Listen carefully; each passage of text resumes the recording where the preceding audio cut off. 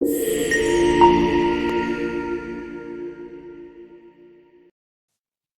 na siyang wala, pero bakit parang nasa isip mo pa rin araw-araw?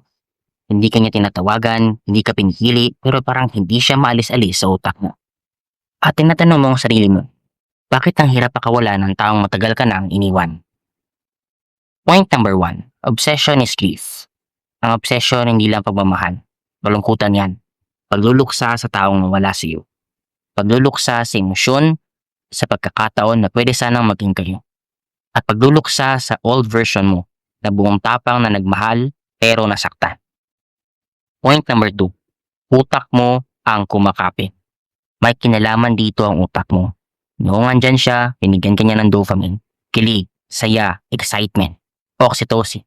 Pakiramdam na safe ka, nakasama siya. Pero nung nawala siya, hinanap yan ng utak mo ulit.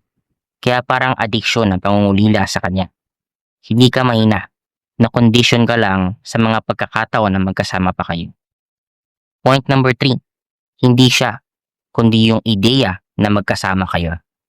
Minsan hindi siya ang namimiss mo. Ang namimiss mo ay yung fantasy at yung idea na magkasama kayo.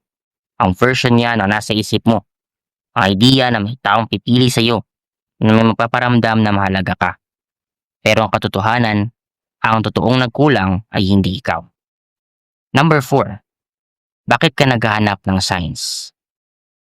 Hinahanap mo ang signs, ini-stalk mo siya, binabasa mo ang mga posts niya, ina-analyze mo yung mga kanta, mga quote, mga music, at mga notes na pinapakita niya sa mga posts niya. Pero tandaan mo to, ang totoong koneksyon hindi kailangan hulaan. Malinaw yan at merong validation. Consistent at pareho kayong nagpapakita nito.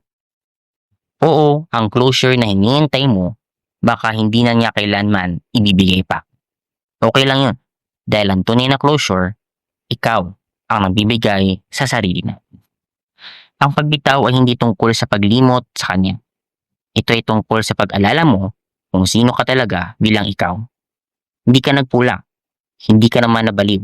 Nagmahal ka lang ng totoo. At sa pagkakataong pinili mo ang sarili mo, doon nagsisimula ang tunay na healing. Nagustuhan mo ba ang video nito? Don't forget to like, share, and subscribe to our YouTube channel. Turn on mo na rin ang notification bell para maging updated ka sa mga bago naming videos every day. Have a great day, stay safe, and goodbye for now.